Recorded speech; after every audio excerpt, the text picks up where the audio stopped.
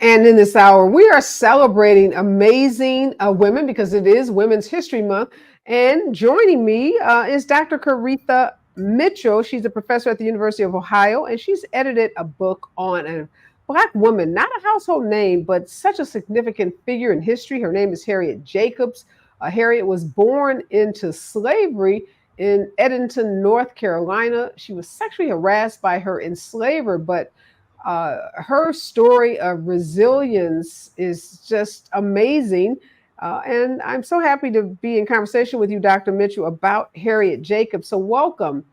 And thank you for the work that you are doing to bring to life and to help us learn about historical figures like Harriet Jacobs. How did you get interested in Harriet's story? Thank you so much for having me, especially because it's still Women's History Month. So, yes, Harriet Jacobs, I didn't get introduced to her until graduate school. And that's really, in some ways, appropriate because part of the reason why I was determined to do an edition of her autobiography is because I don't think that people are equipped to teach her story. But I got introduced to her in graduate school. And once I became a professor 18 years ago, I have taught her autobiography pretty much every opportunity I got because it really reveals the foundation of the United States. So tell us about Harriet for those that have not gone to graduate school, haven't gotten introduced to Harriet. Absolutely. So Harriet Jacobs is important for so many reasons, especially the fact that in 1861, she published her life story written by herself.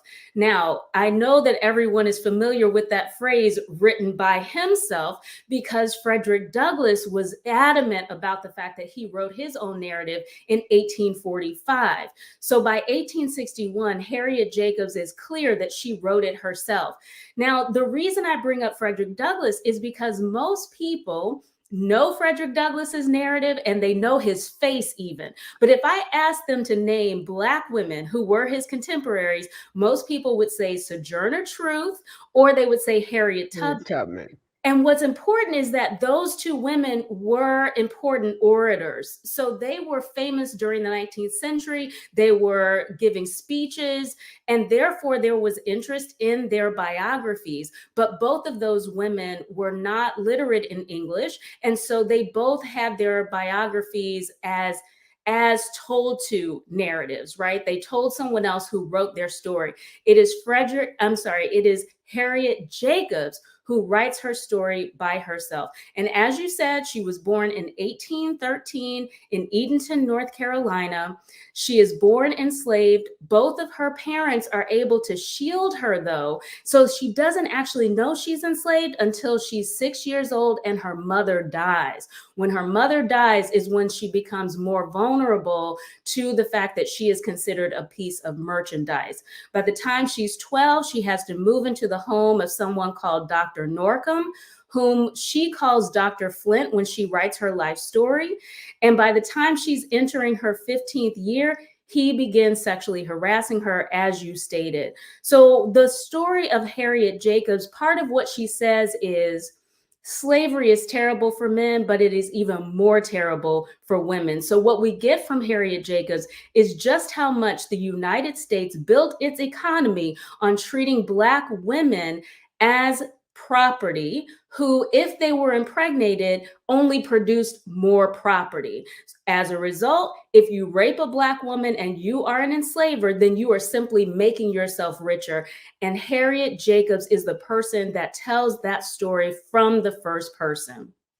This, Dr. Mitchell, how is it that Harriet Jacobs had the grammar, the language to write her own story? Because you said Sojourner Truth and Harriet Tubman, although they were great orators, they didn't have the same, I guess, writing skills that Harriet Jacobs had. But given that Harriet was born into slavery, where does she, acquire these skills? Oh, that's such an important question. Thank you for it. I mean, First, we have to acknowledge that Jacobs tells us herself that her enslaver, a woman who had been relatively good to her mother, taught her to read and write. So what she says is that because she gave me that gift of learning to read and write, I can somewhat put aside how angry I am that she did not keep her word to my mother by freeing me when my mother was dead.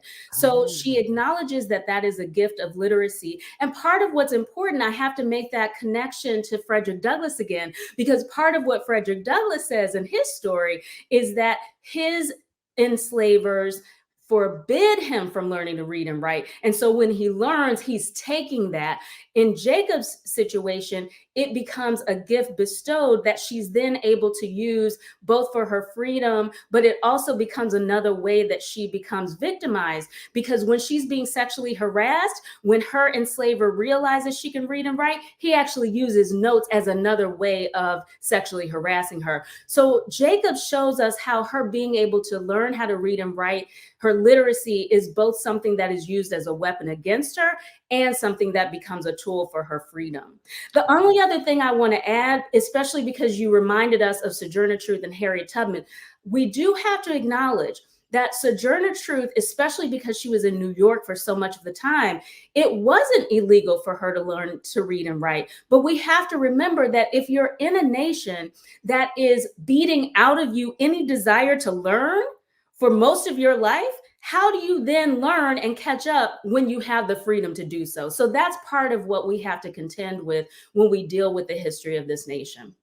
So one of the fascinating things that I'm learning about Harriet Jacobs myself is this time period where she hid in a crawl space under a roof so that she could avoid being sexually assaulted by her enslaver. Talk to us about that. Absolutely. This, of course, is what she is most famous for. Some people who don't know anything about her story may know that she hid for 6 years and 11 months in a crawl space above her grandmother's storage shed. And I have to tell you, Areva, I actually just this weekend was in Edenton, North Carolina, where I was being shown around for the second time around this landscape where Harriet Jacobs hid. So what's important to know is that part of what we have to appreciate and what I highlight in my editing of her autobiography is that part of what she highlights is what it took for her to stay sane for 6 years and 11 months. And one of the things she highlights is the love she has for Black men and the love they have for her. So she highlights the fact that her father, before he died, had been a carpenter. She highlights the fact that that crawl space is made by her uncle, who is also a skilled carpenter. And that crawl space also, he leaves what she calls a gimlet that allows her to poke a 1-inch hole that allows her to get some air and some light. And that is how she's able to look out on her children. I guess what I should highlight is that her enslaver, Dr. Norcom, whom she calls Dr. Flint in the narrative, not only does he sexually harass her, but she is able to avoid some of his sexual harassment by encouraging the attentions of a man in the town who she then is able to say is the father of her children. That infuriates her owner, and she thinks he's going to leave her alone, but he doesn't. And so then he wants to build a cottage where she can be away from his wife and be able to be used as his concubine. She's determined to avoid that. And But wait a minute, Dr. Mitchell, is this doctor the father of her children? Do we know that? So that is an issue that people dispute. The scholarship, we can't prove it. As she tells her story, she insists that the father of her children is Mr. Sands, who we find out in history is Samuel Treadwell Sawyer. And I, of course, lay out all of the fake names and the real names in my edition.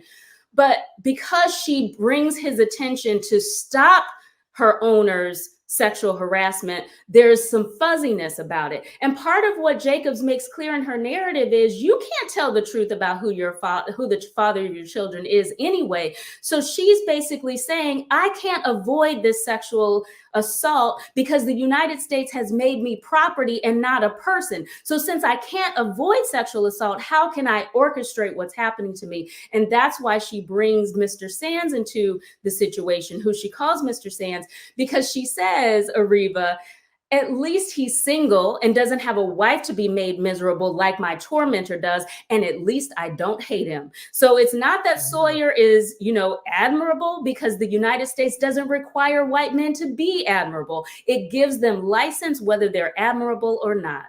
Now, did he know that she was claiming that he was the father of her children? Do we know that? Absolutely, absolutely. So she gives us those details about the fact that she's thinking that she can start this relationship with him, call him the father of her children, because she has the faith that he's going to set them free. Her whole thing is, I know my children will follow my condition of slavery, so I need a white man who is willing to set them free. She thinks that Sawyer will do that, and that is the reason why she even enters into that relationship. But as time goes on and she tells her story, and she even has this conversation that's gut-wrenching with her daughter, when her daughter is joining her in the North, and they're free and they're making a life in refuge in the North.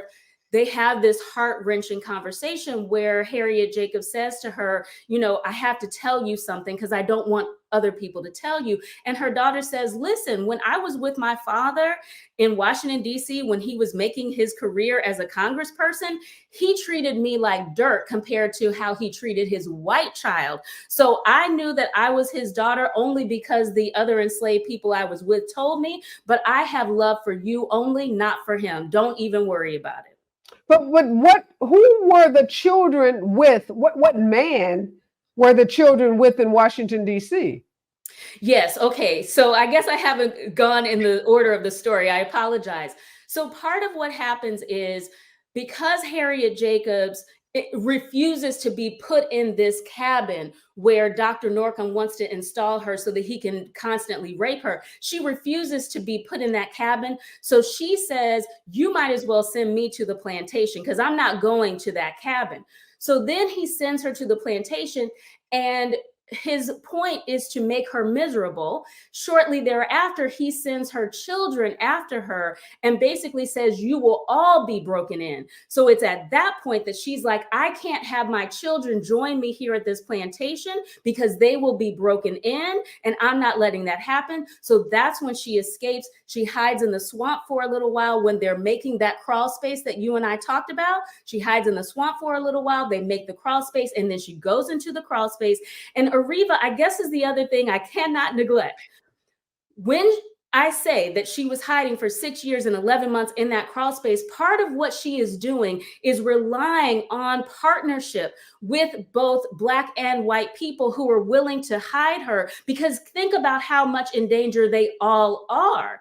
Right. And so part of what she does as she gains confidence is she actually sends letters to Dr. Norcom, making him assured that she's already in the North when she's literally a block from him. And that is exactly what I was able to walk, that short block between her hiding place and where his office was. And in the narrative, she talks about watching him walk in front and how she feels triumph, but she also feels terror because everybody is in danger as long as they are hiding her. Now, how did her children get to D.C.? Yes. So there's a whole thing where they're all in jail. They're trying to make her come out of hiding. There's all of this in the narrative. But part of what ends up happening is that she does get Mr. Sands or Sawyer to go ahead and make a purchase to get them out of the situation. And they live with the grandmother because the grandmother had set herself free years earlier. So because the grandmother's house is somewhat protected, I mean, to the point that you can be protected in the slave South, she does have her freedom. So the children are very much in her care. She is able to send them separately at different points to the North. And then she escapes herself finally after that 6 years and 11 months. So for a lot of times they're with the grandmother in that house in the South, but it's a free grandmother. And eventually they're able to get both of them to the North. Wow. Oh man. She's included, Robert, my producer is reminding me that she is included in the USPS Underground Railroad stamp series this year. Yes. Because of her remarkable story. And so now, we kind of fast forward. She's in the North, she's reunited with her children, and she becomes a vocal abolitionist. Yes. And thank you so much for mentioning the stamp, because part of what is so important about the remarkable features of her story, especially hiding for so long, is the level of cooperation and community that it took. So part of what I find so profound about the fact that she is included in that Underground Railroad series of stamps is that it really acknowledges the cooperation of across racial lines that her story required. And so I wrote a piece about that cooperation for MSNBC.com because it is very appropriate that the stamp series features 10 heroes of the Underground Railroad. And she's one of those heroes because she tells her story in a way that highlights all of this cooperation. But Areva, the reason it's so important that you're highlighting what she does when she gets to the North is, first of all, while she's in the North, she's still a fugitive for the first few years.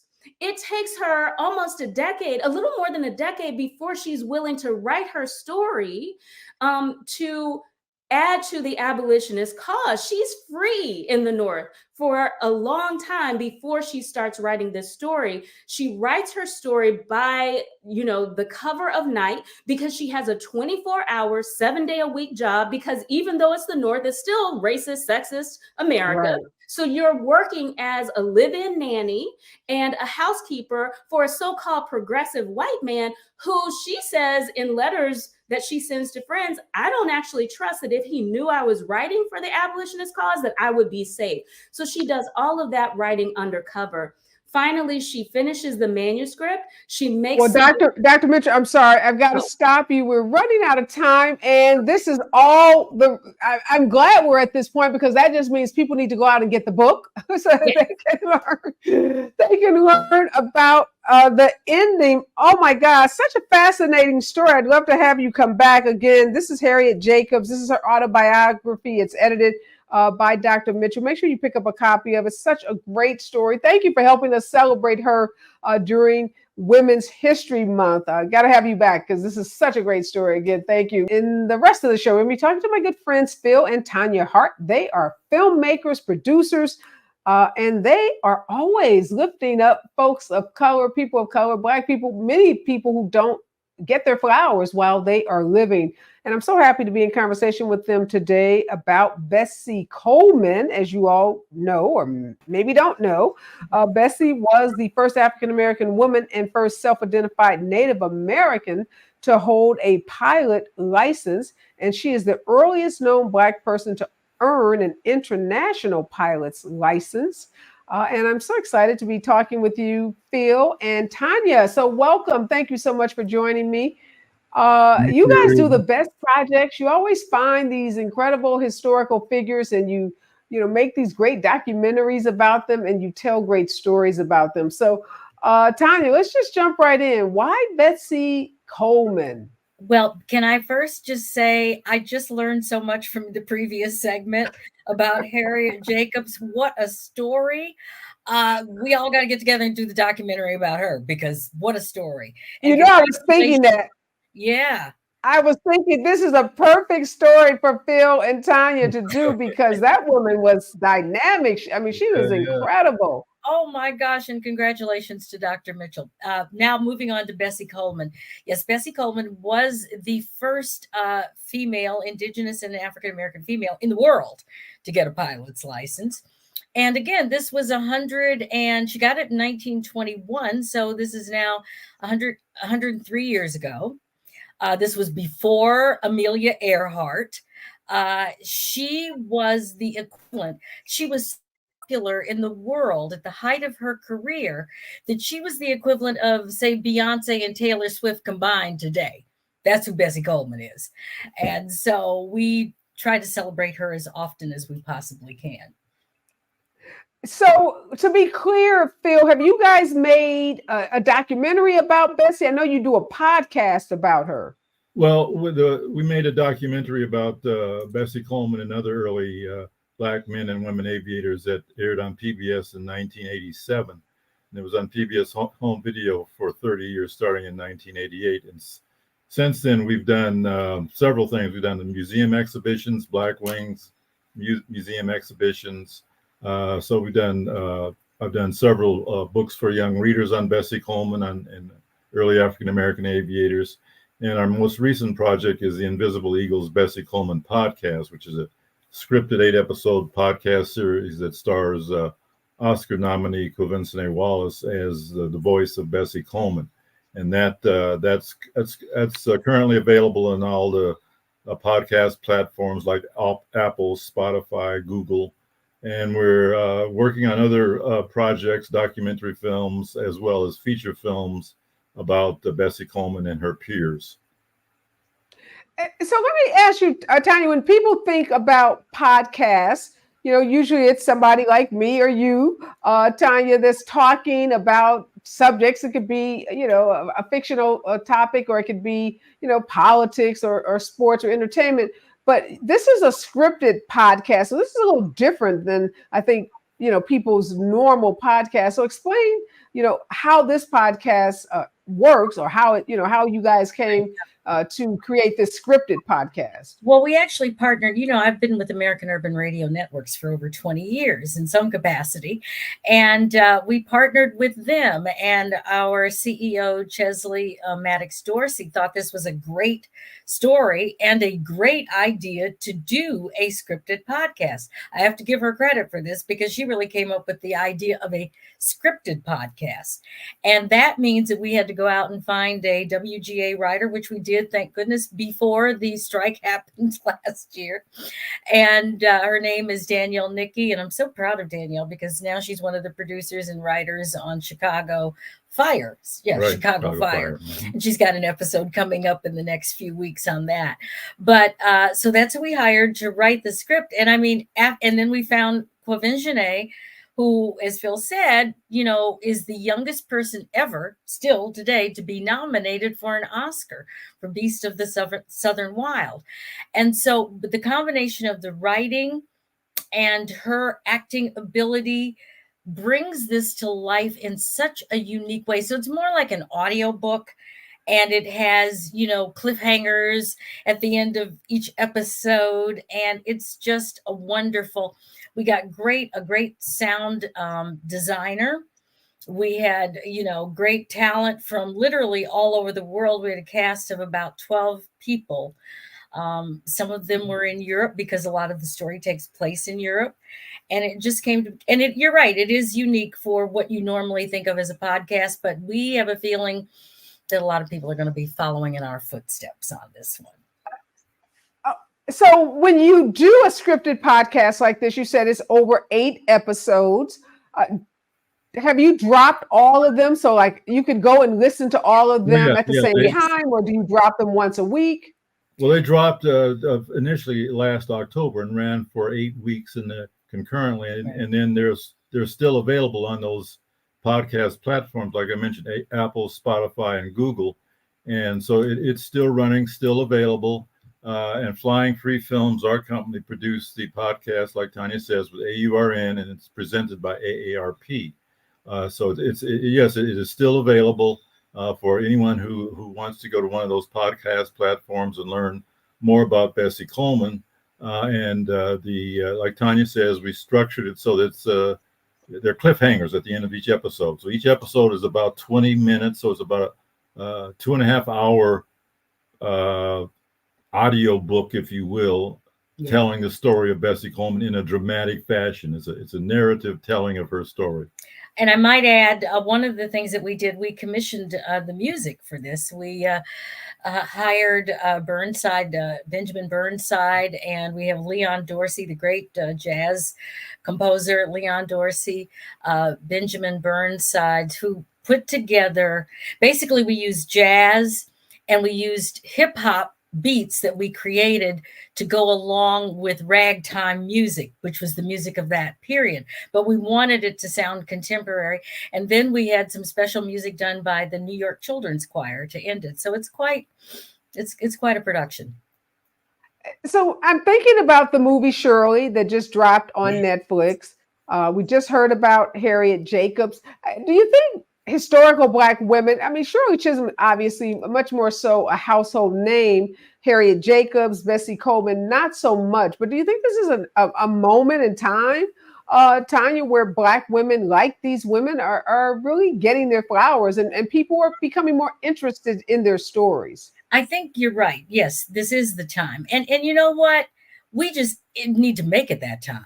We have the power within ourselves to do this. I mean, just like we kind of somehow made all of this work for this podcast, I think people can do that now. It's not easy. You do have to get distribution, but you know, these stories have got to be told. We cannot let them be lost to history or non-history. So yes, I think that this is a good time to tell all of these stories, as many as we possibly can.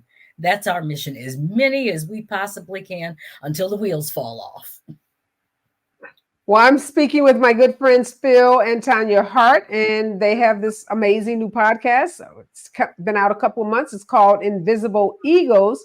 The Bessie Coleman story. When we come forward, I want to talk about some interesting facts about Bessie Coleman that people are going to learn when they download the podcast. In 1921, Phil, let's talk about that time period, because in 1921, did we even have commercial, air flight the way we, have it today? Because I'm just thinking about how unique it was for Bessie, first of all, to even have an interest in flying, then obviously to overcome all the obstacles to get her license.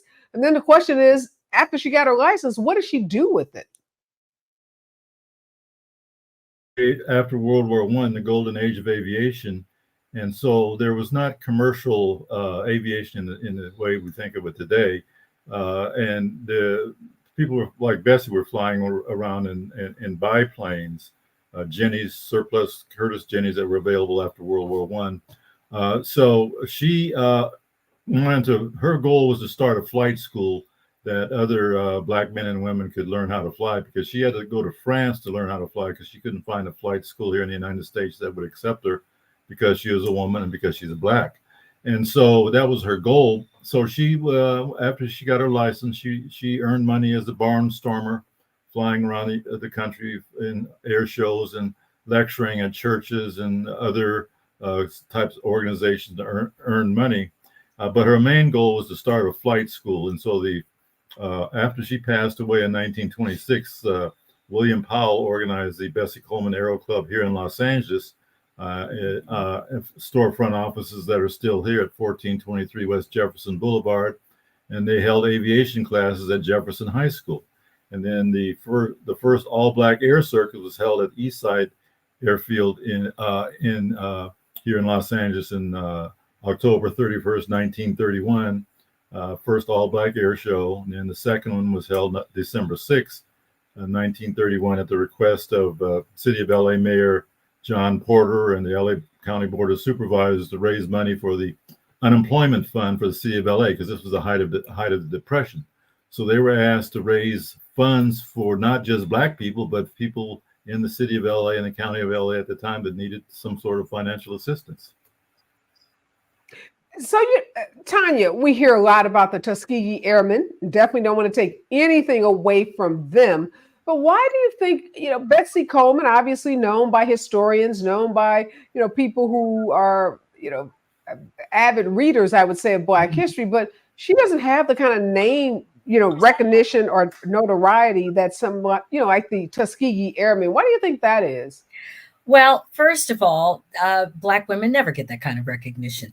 And the Tuskegee Airmen would not have ever even existed had it not been for Bessie Coleman.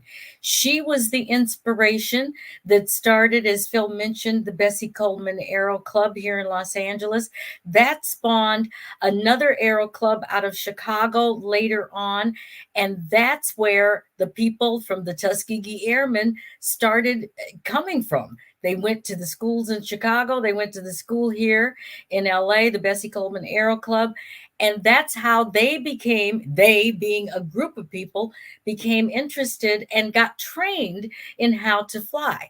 Eventually, and there's a real direct story that Phil can tell you about Bessie's relationship with all of these people in terms of, she was gone by then, I have to say, but she was the inspiration that all of these people took up flying, became pilots, and eventually became the Tuskegee Airmen, which also eventually integrated the armed forces here in America and opened the door for what we now call, desegregation. Yeah, because the Tuskegee experiment, as it was called then, started in 1941 at Tuskegee Institute. And the success of the Tuskegee Airmen in World War II, the Red Tails, as many people know them, led to the executive order that Harry Truman signed in 1948 that desegregated the armed forces. And that preceded the 1954 Supreme Court ruling that desegregated schools. But Bessie Coleman was the inspiration that led to the flight schools in LA and Chicago, as Tanya said. And many of the people who ended up being Tuskegee Airmen got their flight training at these schools. Mm-hmm. So when I think about the state of pilots today and the attack on DEI and some of the attacks we're seeing on Black professionals in many industries, obviously, as you just said, Bessie Coleman opened the doors, was a trailblazer, created the foundation for not just the Tuskegee Airmen, but for African-American pilots, I would imagine in general, Tanya, those that we do see flying commercial flights.